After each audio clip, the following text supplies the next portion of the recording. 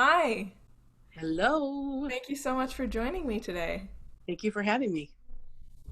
So the goal of today is to do a teaching video on sonata form, specifically for Music Theory 3 undergraduate course, but I'm lucky to have you. Thank you so much for joining me. Woohoo! I have prepared a PowerPoint, so I'm going to go ahead and share that now. Let me know if you can't see anything. Hold on. Here we go, technology. Thank goodness for it. I know. Alrighty. All And right. I have a view introducing sonata form. perfect. Yes. Introduction to Sonata Form Yes, by ma'am. me, Stephanie Leotsakos. Yes. And I'm gonna scoot you up in the corner here so I can poke through. Hopefully this will work. Okay. So we start off with what is sonata form, right? Right. Sonata form is a formal convention for organizing and developing musical ideas that, one, began in the classical period, with the music of Joseph Haydn specifically, and then was expanded on and developed further by other classical composers such as Mozart, Beethoven, and of course beyond.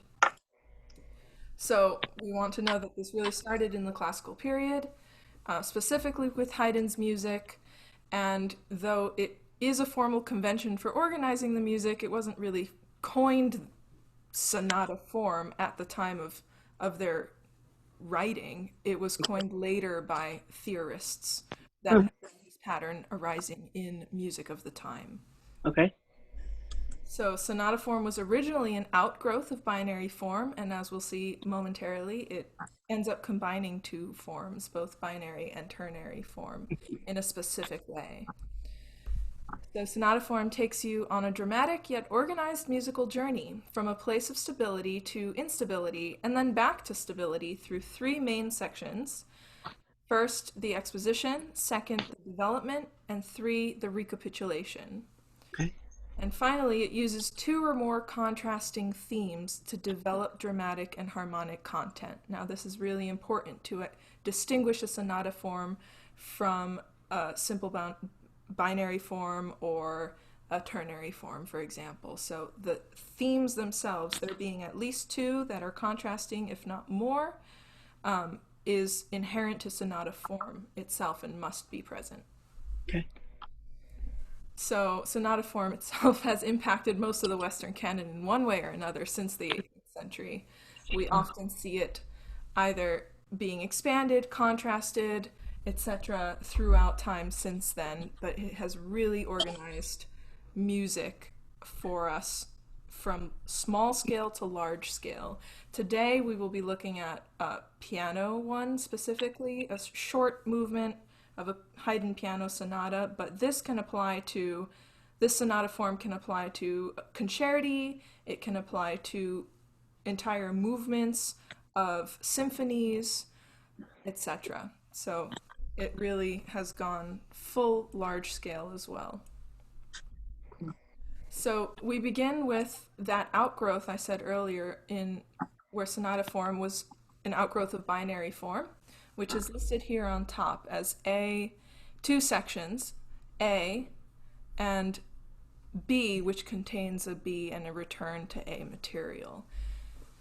So in sonata form itself, we still see an A, B, A, which often people already know about, but it's specifically divided up with its binary form part into an A, which usually repeats, and then a BA, which is the second section, that also usually repeats. So a repeat sign in these two large scale sections is a huge tell of especially early sonata form music. Later on in Beethoven, etc., sometimes the repeats were taken out because the form had become so expansive. Mm, But usually, if you see repeats in two large sections, that's a huge tell of at least a binary form, but then you want to go ahead and look for this ternary form, which Oh, is interesting. A, B, A. So we see now underlined the Okay. ternary idea here within the same model. Okay. So this is what we've ended up calling exposition, development, and recapitulation, where the development and recapitulation are encapsulated in that original binary form, but really sounds to us like a ternary form because of the recap and return of a thematic material. So, is this making sense so far? Yeah, I like being able to differentiate between the binary and ternary and to kind of see what to look for. That's very helpful. Yeah, so just a reminder that later on, especially when you're looking for a ternary form, we don't always see the repeats, but you will see it in classical, most classical music, early classical especially, uh, Okay. and that's your tell. So I would first look for, do I see a binary form? And Okay. then look for, is that binary form subdivided into a ternary form? And if you see both inside the same movement or the same work, you're likely looking at a sonata form. Okay. Most likely, this will be found in first movements of Okay. works, sometimes third movements, but usually first movements, which are often allegros, so you would often see them marked as sonata allegros. Uh, And of course, you have solo sonatas for instruments such as piano, like we'll see later, but also violin and other solo instruments that are actually called sonatas, mhm. but it doesn't necessarily mean that one, all their movements are in sonata form, or a sonata, Oh, or okay. yeah, it's a little bit separate from the sonata itself, the Okay. genre. Um, when we look at form, the form can apply to many other types of music, like I said, concerti, symphonies, and more than one movement Right. works. So to recap here, haha, Ba-da-bum-bum. caveat, careful here. Sonata form mixes binary and ternary forms. So that's what we're looking for initially on a large scale. Now I want to start breaking it down further within those three main sections: exposition, development, and recapitulation, to explain what we might find in each of those sections. So I've organized the slides here to show us components and then functions of those sections. Here I've expanded the name to say two-part exposition. Now that's really important because inherent to the sonata form is this duality of themes, Mm, as I mentioned on the first slide. We must have two themes to create the inherent drama in sonata form.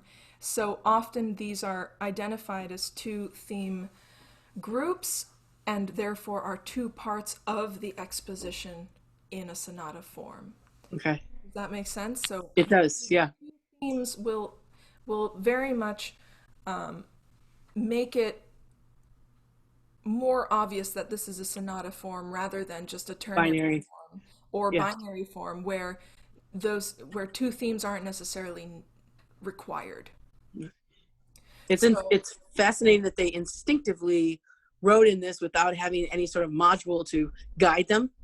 That's all the greats, especially like Haydn and Mozart. right, it's so interesting that it sort of became a logical progression out of these forms that they weren't even calling forms at Right. the time. They were just sort of learning these construction methods for music and working their way through harmony post Baroque period. And it's really beautiful how much it blossomed, and it's quite ingenious because it's organized a lot of our Western canon since then, and even Yep. composers today, like myself, are still studying really in depth these forms, and sonata form is like the main one. You Yeah. start to learn from your youth playing this, being a classically trained musician.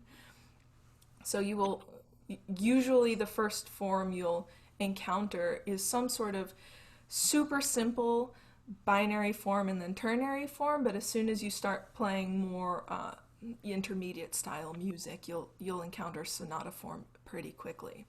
Right. So here we are in the two-part exposition. So Often that can be introduced by slow introduction. Not always, though. That's why I wrote optional. Especially in the symphonies that we see first movements with sonata form, you will often see a slow introduction from the classical period and romantic period, but it's not absolutely necessary. And on the solo works, well, you sometimes don't see that on solo repertoire. Right. So the real uh, beginning, the necessary beginning starts here. The part one, the primary theme, which is in the home tonic key. It would be one, major one in the major key, or minor one, Roman numeral, small Roman numeral, I in the minor key. But I'm specifically going to stick to major key for the most part for this introductory lecture, just to not get too bogged down. The next thing we see in our exposition, two-part exposition, is transition material, whose purpose is to really take us from that primary theme into a secondary theme. However, before we get to the secondary theme, we often see a medial caesura. This is very important because it's usually a half cadence in the new key, which marks the end of the first part of part one and indicates the imminent arrival of the subordinate secondary theme. Okay. So that which begins part two. It's the medial caesura is prepared by energy that's been gained in the transition zone, in other words, through the transition material, and the medial caesura is a rhetorical break, quite often a rest or silence that dissipates the transition's energy, opening space for the onset of our secondary theme. Now, how would you define the word caesura? Usually we see them as cadences, but Okay. they don't have to be cadences. As they sort of mention, it could be a break. It could literally just be a pause in the Okay. music, Okay. setting up something dramatic in the new key is going to happen. So But it's literally would be linguistically would be a break. Is yes, that it is okay? usually a rhetorical break, regardless of um, How? there being a cadential function. Right. Although usually we'll see the half cadence there. Okay. More importantly, it sets up the key of the secondary theme. Got it. However it chooses to do that. You'll usually see this, I'm giving you, since it's an introduction, I'm sort of going with the music of Haydn and like the early classical period, but again, these pieces of sonata form start to get messed with, removed or expanded, such as the medial caesura in Later. later Yeah. symphonies. I recently looked at a symphony, I forget which one, but the medial caesura was hard to identify because it didn't firmly establish the Mm, secondary theme key. So okay. I wondered whether that was the medial caesura or not, or if you could even call it such. But what there was a huge measure of rest. Mm, So that gives me an argument for calling it a medial caesura, but you know, there's mixed baggage when it comes to medial caesura. I'll get to something that is necessary though in all sonata form here after the secondary theme. So assuming the secondary theme in a major movement is usually established in another key, the dominant, we then find at the end of the secondary theme an essential expositional closure, usually just said EEC. okay. So you'll see EEC marked if you do analysis, such which we'll do in a moment. Okay. This is defined as the first satisfactory, perfect, authentic cadence within the subordinate key that Okay. goes on to differing material. That must get a little bit more complex as you go into the more contemporary pieces. You know, You see. this is usually the thing you would find right before the repeat of the A section of the Got it. exposition section, Okay. and it has to be there. Right. Whether that section is repeated in later expansions of sonata form is uh, still doesn't define whether the expositional the essential expositional closer has to be there. And it's built Got into it. the word, it's essential. Mhm. It must be there. So it's usually a perfect authentic cadence. So I, I I would look for that and this Mhm. one as a cadence, but you'll it won't it's not as undefined as it could be a rest or something like As that. a caesura. As the medial caesura, right? Yeah.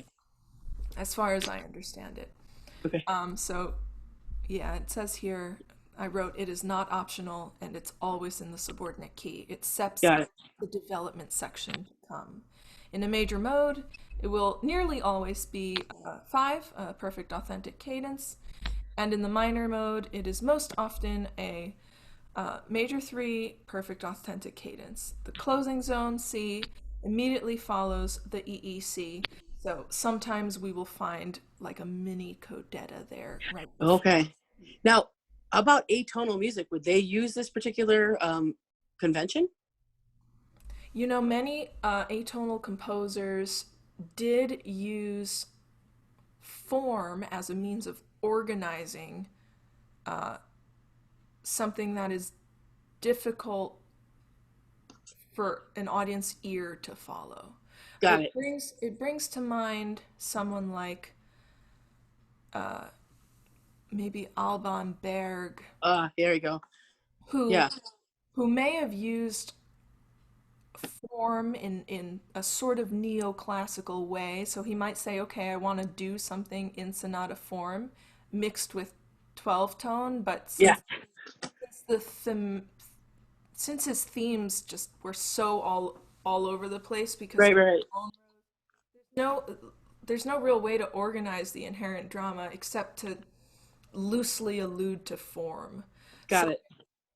I mean, it is still a something for composers to latch onto and to organize music with, but this sort of stuff really gets lost in later music Got it. and in atonal music. And free atonality, well, everything goes. Yeah. Okay, so let's get to the function here of a two-part exposition. So again, I wanted to tell you the components of these sections, but also their functions in the form. So the function of an exposition is to establish the home key tonality. We want the stability of that to start with. Then we move to and establish a secondary key by means of a strong cadence, usually perfect authentic cadence, which we know as the essential expositional closure. So we have to travel through these two main keys with two themes, melodic themes here as our third point, using this thematic cycle that will form the foundation for the rest of the movement. Most often these themes will recur or be developed in the same order, whether expanded or recapped in the later section, but those themes are what what the listener and the audience member has to latch onto when hearing these larger works and sort of remembering where it was, where it goes, and where it ends up. Mhm. We want it to feel satisfactory. Right. So we go on to the second section, the main section of sonata form, the development.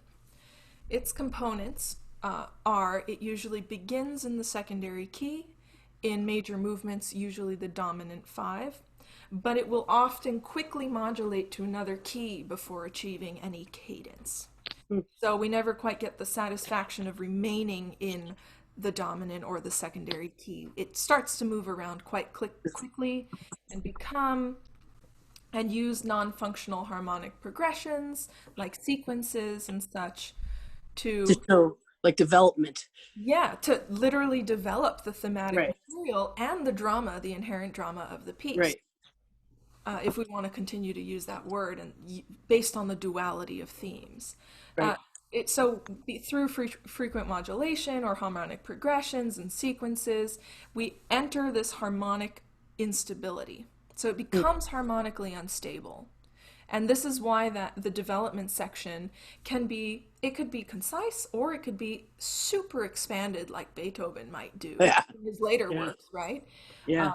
he started really expanding these parts of sonata form that just became so, they become very emotionally sort of affectively Yeah. invested. So having that thematic material like Beethoven's Fifth pa pa pa pam to latch onto throughout the whole work becomes important later on. And but we go through this journey of harmonic instability to then have the satisfaction of returning to stability in the recapitulation. And the The recapitulation. Yeah. last point here, it has multiple tonal goals other than the home key and secondary key as well. Interesting. Development. It goes through many different keys usually. At the end of a development, you'll often find a half cadence in the home key, or a dominant arrival in the home tonic key, which prepares the arrival of the recapitulation. So there is typically some sort of cadence at the end of development where we'll hear a re-entry of our original themes that we heard in Okay. the exposition. Will it be used in the fifth? Pardon? Will those themes be used in the fifth, in the dominant, that it reintroduces it to segue? You mean in the recapitulation that's to come, or right As you segue from the development section, will the themes of the exposition be used in the dominant to usher you back into the recap? Oh, that's a great question. No, it's the themes will come back, especially the primary theme will come back in its original key, which is the Interesting. tonic. Yeah, right. So they're saying you can either end development by by ending in on a half cadence in that tonic key again, Okay. which then prepares the tonic primary theme reheard, Yeah. or you can have a dominant sometimes. You can sometimes end in five. Let's say if we're in G major, you would end in D major, so it gives it a nice contrast when you suddenly hear the G major again of the primary. Right. But it could be either or. Most typically, it's in the tonic again Tonic. of the movement. Yeah. So here we go to our functions of development. I think we already went over many of these, but let's phrase it this way. If we think about the exposition as a question, or at least as an incomplete statement, all of the main melodic material of the movement is presented, but it ends in the wrong key by the end of the exposition, right? And Yes. therefore requires elaboration or development, right? We're left hanging, basically. Right. Which is why it's the question. Right. And then the development function will then highlight the openness of the question by cycling through the same melodies in the same order, but exploring the instability of the secondary key. So we'll often hear these themes recycled through different keys in different ways, often fragmented or expanded on. You can do a lot with the themes in the development just to sort of take it through its harmonic journey. And we discussed some of those ways in the previous slide. Well, and that's what's so fascinating about Beethoven is his themes were so concise, and what he could do with that was like, Right. what? Genius. It's absolutely incredible, and that's why he's became the Yeah. of the 19th century that we then based all of our music on. Like the big name, Yeah. we have Bach, then we have Papa Haydn here, Yep. who does sonata form, and then Mozart, who does incredible things with these forms, sort of Yep. naturally and geniusly, since they, like 6 years Yeah. old, and develops them. And then, oh, you know what? I actually did. Did Mozart study with Haydn at some point? He did with Franz. Yeah. Yeah. So of course he learned from Papa. Yeah. I And mean, then you have yeah. Beethoven, who just like blows up the world with genius. Right. And then all of the 19th century is basically like all hail Yeah. main composers and all hail Beethoven. Yeah. But I digress. So here we go. I put a point here that I want to really drive home. Development versus contrast. Now I want to explain what that means. What differentiates sonata form like a development of a sonata form from just a ternary form. Because a ternary form has a B section as well, right? Right. But is So it the themes? it is the themes. You're right. So Okay. what about the themes? Could you take a guess? I would say the individuality of it, of the themes. I don't want to use the word polyphonic, but the way they contrast. I I'm gonna gear you away from using contrast just to not confuse you here with my version of contrast. But Right. yes, the independence of themes is important because if we talk about duality or questioning or um, having these two things that we need to resolve together, they're conjoined. They're like brother and Right. sister that need to usually get along by the end of the book, right? So Well, they good they luck with that. they need to go through some growth and development to do that, but one can't do it without the other.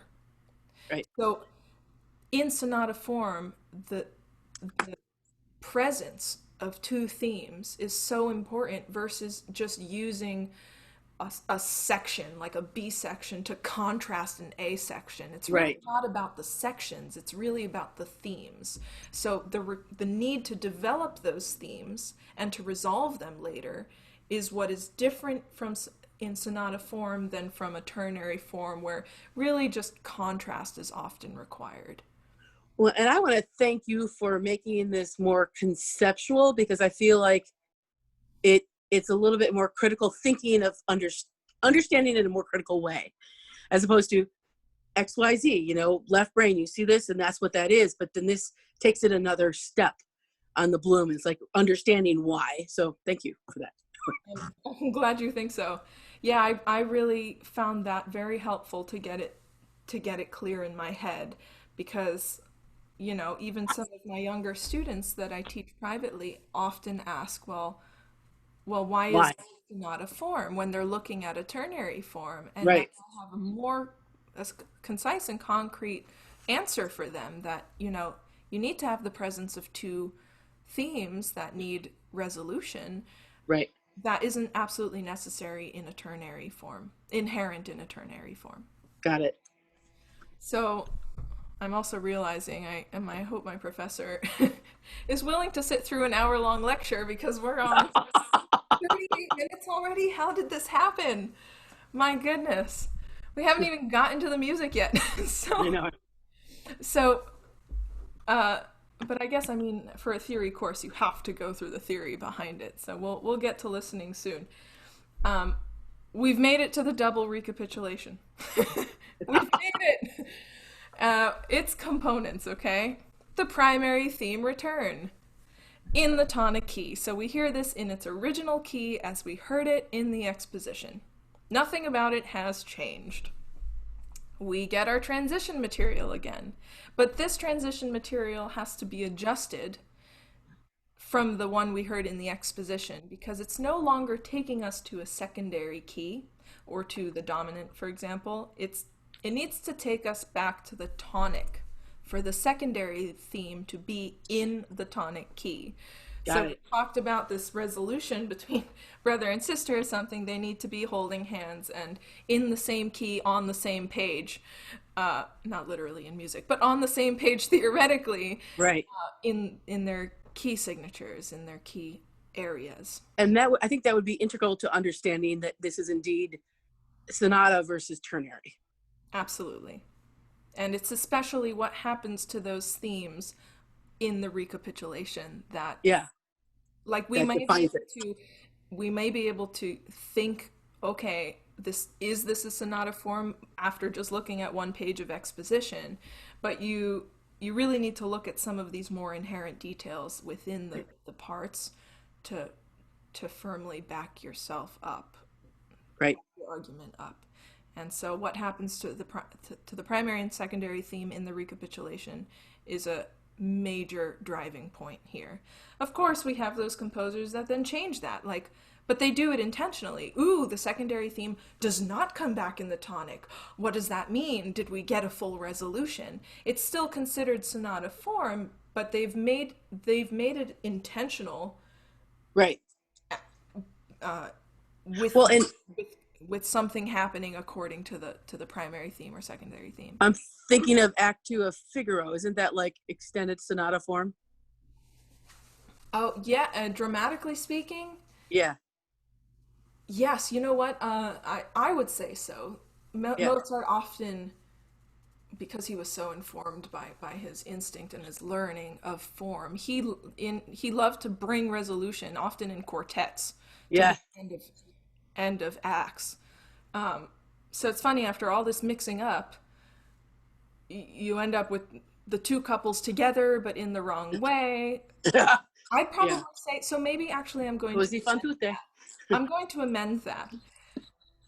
The recap is more like the final act of a Mozart opera. Ah, Everyone ends up where they're supposed to be with whom they're supposed to be, or so we think. or so we think. But often in the end of the development, if it's a second act, for example, they might end up still with something unresolved or with the wrong person, right? Right. And then by the end of it, they have to end up with the right person. So I love using this word drama here because Yeah. when you're talking about literal drama or harmonic drama, there is that illusion we could make Yep. to like soap opera-ish Yeah. ideas between these themes that are fighting and then in harmony Yeah. by the end in the same keys.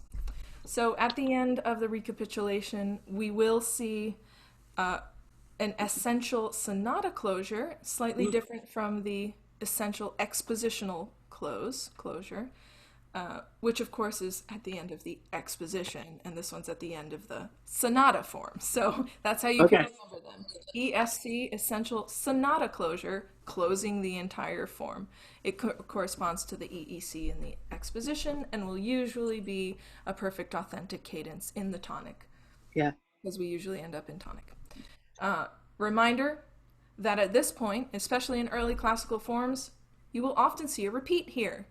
Okay. Where will it repeat to? Uh, the da capo, right? The top. No. The fifth. No. It will not return to da capo. It won't go back to the exposition. It will go back to the beginning of the development. So that's where the binary feel comes in. Ah. It repeats starting at the development. So now we go through this whole journey again because I why not? guess that. I guess that Drive it makes home. sense because you wouldn't want to. They already recap. Why would they go back to the same thing? Yeah, no, that makes Yeah, sense. I right. get it. So usually if you're thinking of it in binary, going back to that first slide, you have that A section. The exposition is sort of encapsulated by two uh, uh, repeat signs, and then the BA prime, which is development and recapitulation, is the other group that often gets repeated. So at this point we might go back to the beginning of development. Got it. Then at the end, sometimes we find a coda. It doesn't have to be there; it's optional. But we will sometimes have expanded ending material. That makes me think of Don Giovanni. That is that a coda? The Queste al Fin. You're testing my opera knowledge here. Queste al Fin, da, da, da, da, where they're happy after Giovanni dies and all the characters come back. Is that a coda? Yeah, Okay. I would say so. I don't like it personally. I think they should end it as death, but like, Right. I mean, that's the end of the story, really. Like, it's not necessary to just basically sing rejoicing material. right. Yeah. But it could be a breath of fresh air for some people, and I guess that's a dramatic choice. Oh, right. Like a coda would be a sort of dramatic choice if you want a little bit more expansion of your ending. Right. Well, the later composers, Beethoven's later works and stuff, will definitely start to like using intros and codas Oh, wow. and expanded development. That's why our sonata form ends up being 40 minutes instead of 4 minutes, which we will look at now. Literally expands to 40 from 4. I'm So just glad music theory is not at 8 a.m. Thank you for having the late night music theory. I used to hate it at 8 a.m. Oh my gosh, 8 a.m. is difficult. Sorry. Well, if this were mock teaching or if I am in a teaching position, that might be me one day. So Yeah. I seem way more awake now than then. I'll have to get used to that. Okay, so we get to our functions. Again, we're going to go back to this argument of question, like answering this question. If the exposition function presents a question and the development function explores and then intensifies the question, the recapitulations function answers the question. Okay? Yep. So it does this by progressing one last time through the thematic cycle, again, in the order of themes. Like you wouldn't do the secondary theme first. You do the primary theme, transition, secondary theme, go through the same order again. And you cycle through that, and then you get a satisfactory completion, a perfect authentic cadence in the home tonic key called the essential sonata closure. And there you go, nicely packaged. Bada bing, bada boom, bow tie. Again, it's not always this nice, but for introduction purposes, know these components. Right. Okay, time to observe. Oh boy, he's really gonna kill me, but I need to see this through, so maybe he should stop here and just mark me off for never actually getting to music. But here we are. Let's look at Haydn's Piano Sonata in G major. It's sometimes called a divertimento. Yeah. It does follow sonata form, and I would like to look at it now. So just for a moment, I'm going to stop sharing this. Oh, hello, there's my face. There's your face. Hello. I'm going to share a YouTube video that shows us the score. We'll listen through it. It's about almost 4 minutes. So let's get that shared. And especially, please let me know if you can't hear something. So let's take this to, whoops. I'm gonna mute myself. Okay. See if you can hear this through the computer, so let me know.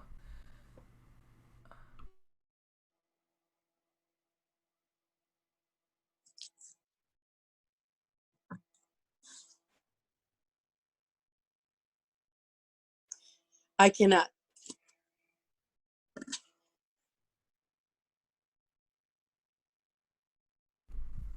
That was my worry. Hold on. Can you? Okay. Can you? Okay. I'm gonna, I mean, if you have suggestions, sure. I want to go. Can you play it from your end? I hear it, but I want you to hear it. Like keep yourself unmuted. No. Oh, that'll be terrible, terrible quality. It won't. Okay. Be. And it's too late for me to try playing. Embarrassing. Do you wanna forward it to me and I'll play it over here? That I wish I could. I would, but that won't help my professor who needs to watch this. So Yeah. I was hoping to get it all recorded in one setting here.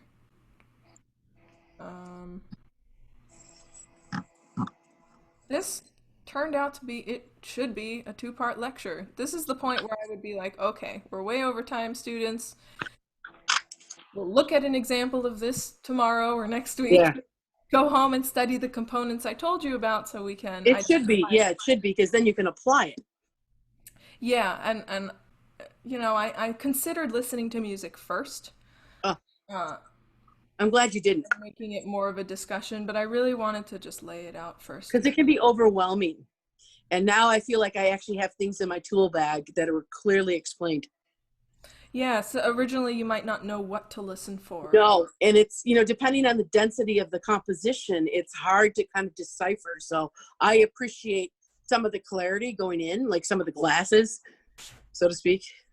Well, good. That makes me feel good about it. Oh, gosh. So there should be a way to, let me see if I advance sharing options. I'm going to try that. Nope, that's not it. Let me try sharing the screen one more time. Maybe instead of sharing the actual board, I can share computer sound. Ah, there we go. Screen share for video clip. I found the buttons. Let's give this a go. Button. Buttons, yes. Embarrassing. We're being recorded. Are you getting your popcorn? I I am. love it. I'm so entertaining. It's true. Oh, hold on. I had it open, but that's the wrong one I wanted to share. Divertimento. I don't want you looking at my email. Oh. Hold on. Okay, he's definitely gonna know this is a late night. I hope he smiles. I hope you smile. What did I do with my other? Hold on. Here we go. Come back. This one. Aha. How are your lips still shiny after all that time? How am I? What? Your lips are still shiny. Don't be distracted, dear. That's inappropriate to say to your professor.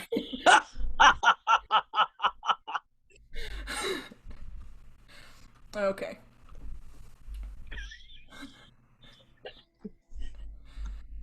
He laughs. You know, we had this discussion today in class. What do you do when your students, are there any, when your students are older than you? Like, how should you? You give them a walker? Well, you know, there's obviously inherent respect that's deserved because they just have so much more life experience. But hopefully, you know, it's a two-way street. The mutual True. respect of your expertise and their position as student, and vice versa. You know, but Yep. they may process information differently, and at different paces. Some conceptual things might come much easier as an adult, though some motor functions might come slower. I was going to say, but thank you for saying that because I remember my music theory teacher told me not to think that way. And I'm like, please rewire my brain so I can, accommodate you. Oh, yeah, no, I mean, I think theory can be so accessible to Yeah, if you every age group. It just really depends on, have to differentiate. yeah, your differentiation and understanding of those age groups. Yep. Okay, so let's see if this works. I'll mute. Give me a thumbs up if it's working, okay? Yes, ma'am.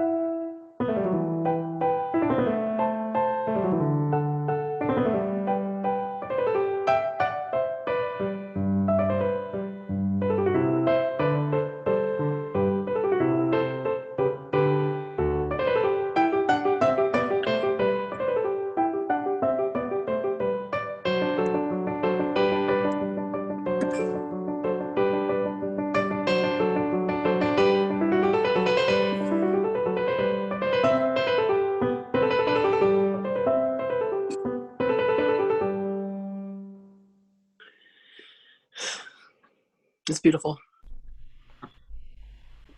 It's concise. It's concise, and um, it's a very thing. It's a helpful way to look at it for the first, not the first time, but it's clear. Well, I hope so. I wanted to choose something short enough, concise enough, one instrument where we could just identify some of these things Yeah. together. We have, I've prepared something here on our next slide to walk us through the music we just heard. Hopefully, you were trying to do this as you listened, uh, identifying our theme, transition, then secondary theme, see if you could hear those cadences, where the close was, notice Yeah. where the repeats happened. All those things are good things to listen for on a first listen. Try to get a general outline of basically the themes, what key it's in, what two keys it goes to, main keys, and then does it repeat? Like get a good overview when you're a first time listener here. But let's go through these main parts. In the exposition, we have our primary theme here, which begins in the tonic, G major. Right? We have Yep. that all in G, and that's our first theme, primary theme. Then we have our medial caesura here, that's what MC stands for, which is a 5 of 5. So Mm. the 5 of the dominant key to come. So we're on an A major right here, an A major chord, which means we're going to be going to To D. D major, right? So Now, there and now, does the medial caesura, is that often using the secondary dominant? often uses the secondary dominant. Okay. All right.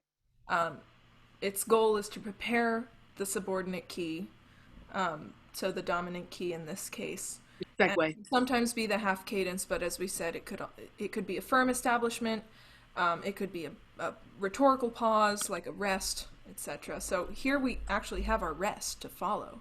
Sort of Okay. both. Look, there's that little eighth note rest there. Oh, I see that. Total silence. That's another sign, which brings us into the transition material, which is pretty much establishing the dominant here in D. Right. Bum, bum, bum, bum, bum, and then we have it repeated twice, right? So Right. that repetition, we like to listen for repetition a lot too. It's not absolutely necessary, but it's sort of a given when it comes to these larger forms. The classical music repeats stuff all the time. And what's the purpose? Just to emphasize? Yes, emphasis. Oftentimes you'll have this contrast between loud and quiet, dynamic contrast, just to give it a little bit more juice. But I'm sure there's so many reasons that I can't even Yeah, get right. into now, because Yeah. there's whole fields of research now that are being done on like the function of repetition, something that we Oh, necessarily, that's cool. yeah, something that we haven't necessarily, we've taken for a given and haven't always given, um, I guess, enough scholarly research to in and of itself. What is the purpose of repetition, and how does it serve a function for us in terms of memory? Of course, there's this huge memory component. That's right.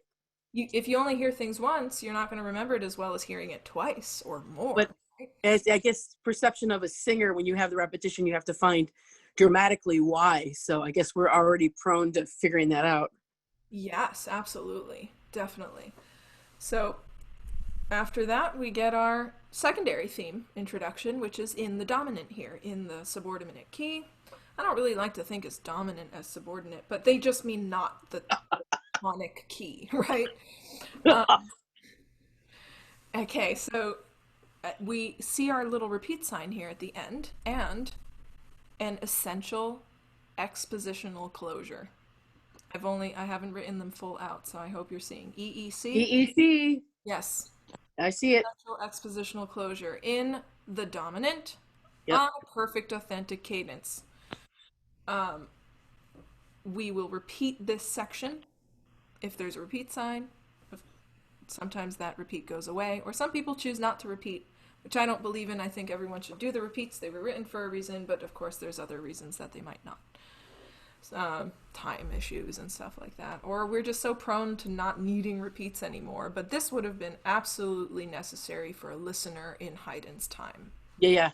to sort of catch on and identify this stuff. So Well, and the orchestration would not have been that full. no, later on, I mean, we do have other things that start expanding orchestration. You know, that Okay. sonata form, uh, concerti, Right. and the development of the symphony, Hmm. which uses in overtures. We see lots of sonata form happening here. So, uh, but for our case, our introduction, look for a repeat sign. It gets repeated. Exposition. Ah, To our development in the dominant key, right? But yeah. notice, we start quickly moving away. We established our dominant key. We start hearing thematic material introduced or in dominant, but then it moves away quite quickly. We end up over here. Can you see my pointer? I can. Good. We end up, going between C major and then G7 and then C major again and G7. So again, here we have this back and forth repetition. It's like this playing on duality all the time, whether it's themes or harmonic back and forth. We start cycling through more, but then we go to, oh my gosh, A major. Here we have C sharps and then D major and A major and D major, which is, 5 of 5, 5, 5 of Right. 5, playing around with it. But what I like about the classical period is that you have some sort of advanced notice as you go through all those nuances and those changes. Whereas I feel like in the romantic period, they just like bam, like, and it makes sense, but there's a little less I don't know, nuance. It's just more pronounced. Does that make sense? Yes, listening to it in retrospect, uh, this music might seem simpler. But remember, for a listener back then, this was complex. I don't think it's simple. I think it takes a lot of ingenuity to take something and make it seem simple, because I think it's pretty flawless actually the way they evolve. Right. And I mean, circle of fifths is a really big deal. True. You True. use circle of fifths a lot in development Yeah. and related keys, things you would expect. Right. Dominant to tonic stuff, seventh chords to move, Yeah. like that. Um, and here we keep moving through this entire section. I didn't count how many measures, but that's compared to the length. Take a look. The length of the exposition, right? Yeah. Wow. The development itself is almost just Wow. as long. True. So we have this sort of balanced, even like structurally balanced Right. sections that go through this drama. Bum, bum. Let's see. Ba-dum, ba. Then we end up at our retransition, which will take us back to the recapitulation. I want to point out in the retransition here, we see very clear circle of fifths movement. E, A, D, G. Got it.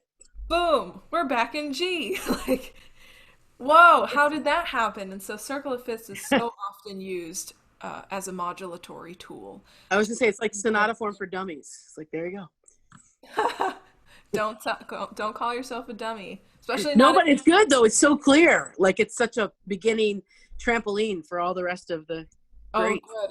And if I had more hours to spend on this, I would love to just go through this with my triangle method and with Ah, colors, because you would see this sort of cycle of colors, which yeah. helps pop it out so much more. So here we are in our recap, where we again see our primary theme. We hear our primary theme in its original form in the tonic of G major. Okay. There you go. There it's back. And then we have some of our transition material here that we had before, but it's a little different because it can't end up in the dominant this time. Right. It has to end up in the tonic for the secondary theme to be rewritten in tonic now Right. by the recapitulation. So here's our ending here, our secondary theme in G major. And then wow, I should I didn't think I would need water for a 20-minute lecture, but of course you need water for over an hour-long lecture. Um, I want to point out our ESC. Do you remember what that stands for? Essential something sequential cadence. Essential, not sequential. Although that rhymes Ah, very clever. It has, it could be, secondary. no, guess again. Give me some more feedback. Give you some more feedback. Yeah, like It give me starts more with of an a. S. No, I'm just kidding. I just Yeah, don't. that I got. How do I not give it away? So, what kind of form are we talking about? Oh, essential sonata. Is that simple? Yeah, Okay, cadence. Got essential. it. It can, don't be confused. And I sometimes think, oh, it's essential structural close, but then structure of what? So this is essential sonata Sonata. closure, That's simple. right? And then we have it's a perfect authentic cadence in tonic. Packed. We have our little repeat sign here. I noticed after the fact that there's a mistake in the music that I have, but I'll take you back. Where is this supposed to repeat to? It goes to the development. The beginning of the development, which is here. Yes. And they didn't write their repeat sign. Look, there's supposed to be a repeat sign right there. And it's Uh, not there. I should have edited this. don't believe everything you on the internet. You know what I'm saying? Yep, you can't, and you gotta be picky. I Fake should news. call the editor. Maybe they'll pay me. Okay, so let's wrap up. I wanted Yes, to ma'am. give you a concise list of questions you can ask yourself Yes. for identifying a sonata form. Some of the main things we need to look for, especially if you're new to looking for it. So, one, does the work or movement have repeats? This is a really good hint at the existence of a binary form, and especially it can even tell you a little bit about when it was written. As we know, the earliest classical sonata forms, Haydn, like we looked at, will usually have repeats. So look for that. That's like a great number one. Then after looking for binary form and repeats, do you see a ternary form outline? Is there material that goes A, then develops, and then goes back to that material? But remember, it's not just ternary form. Within the ternary form, within that A structure, you have to look for primary theme and secondary theme. They may be very closely related. I'll give it to you. Sometimes we're like, oh, is this an expanded primary theme? Sometimes it Got it. sounds very much like a primary theme, Yeah. but I want you to remember what's different about the secondary theme than the primary theme harmonically. The five. It's usually in the five if you're in a major key, but you could more generally think of it as a subordinate key. Again, that word, but Even though we don't like that word. yeah, even though we don't like that word, in a minor key, it might be the relative major, or it might be three. Okay, so So the key is not the foundational key. the key cannot be the tonic home key. The Right. Right. primary theme is in the tonic home key, but the Right. secondary theme is not. So look for a secondary theme and then look at what key it's in. What Got key? it. Does the exposition end with an essential what? What's this one? EEC?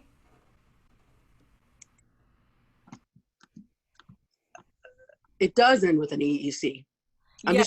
I'm forgetting the essential What section are we looking at now? the exposition. Yes, Okay. essential expositional closure. Now, are those acronyms like official acronyms? Yes. Have they been since the 1980s? Yes. Oh, yes. They Okay, have. because I honestly don't remember those acronyms being used, or at least perhaps not being used as clearly, because we didn't analyze it with that particular acronym. So I don't know.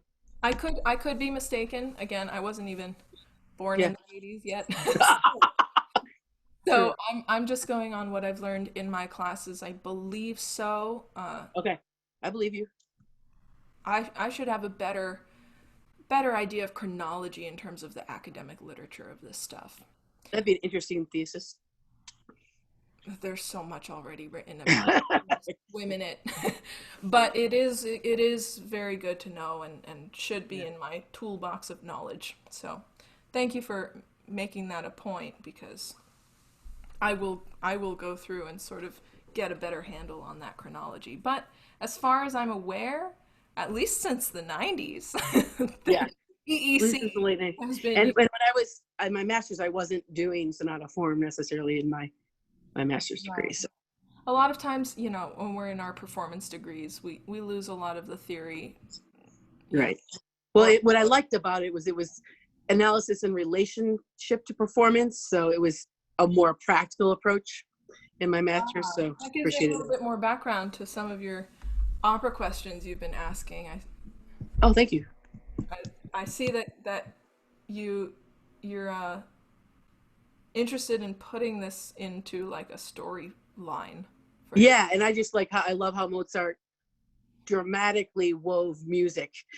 I mean, he just wove music theory into opera. yes. I Yes. mean, in Magic Flute, the triad that becomes like The ethereal. thing. I mean, yeah, Oh just my gosh. yeah, Like yeah, use of yeah. triad and then inversions and just like the three opening chords is like So simple and people are yet doing not entire simple. dissertations on it. I was going to say that's to me is genius when you can take something and make it so simple, but yet it's not. And yet here we spend our many years studying, all Yeah, these main forms. It really is amazing, and that's where music theory really is practical and useful. You exactly. want you want to learn to listen with some inherent music theory built in. Like you don't need to think of it as theory as you're listening, but you Right. want to listen with musical ears. You Well, know, that's the why that is not explained as much, at least when I was coming up the pike. The why is so important because that's how it's retained, in my right, opinion. right. Well, I care a lot about that.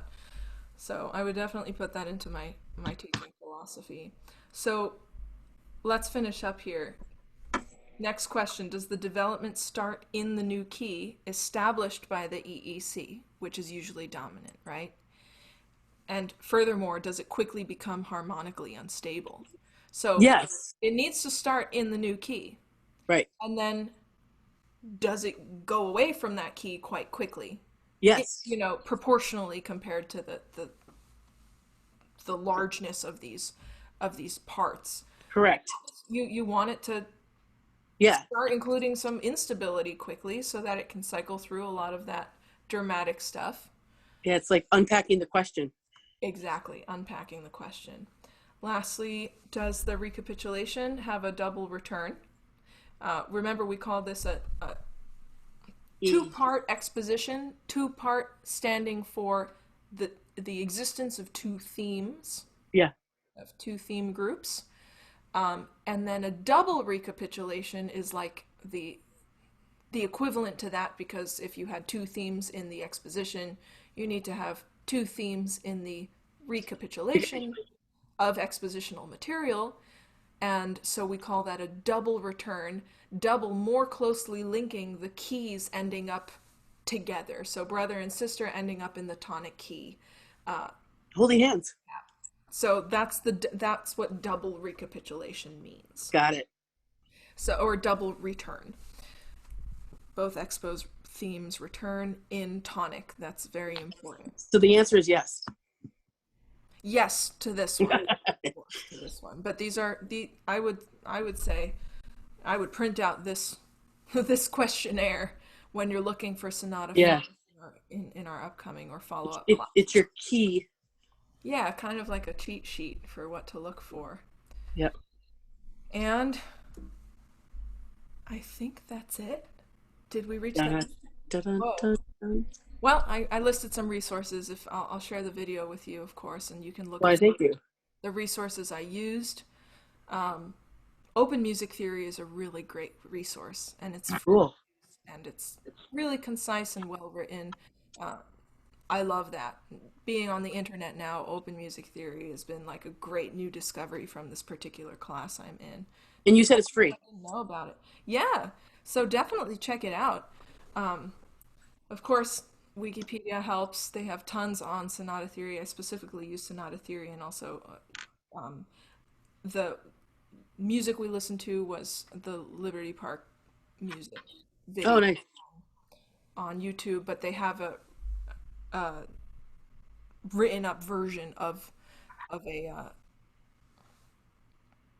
of an introduction to sonata form that will help if you prefer to read rather than watch. But there are a couple of very good videos on YouTube you can use to review. Although I tried to give you a little bit more detail as to the components and functions than I found those videos had, which is probably why we ended up going an hour and 17 minutes. But now I know what EEC and ESC is. So Ah, all those. exposition and sonata. Yes, I'm proud of you. Thank you so much for joining me and for being. You're welcome. That And was awesome. Thank you. wow, my professor will get this before midnight. So Yay. And thank your you, lipstick Professor, is for the still attention. intact, Professor. Yeah, he's been great. It's been a wonderful class, and I'm so glad now I have this. I've done it once. I have this this resource to get feedback on, and I could teach a lesson on sonata form. Well, and I think it was really third year level, because I would consider that, even though I have like years towards my doctorate, it's not in theory. So I consider that really appropriate for that level, because you had to have some knowledge to understand.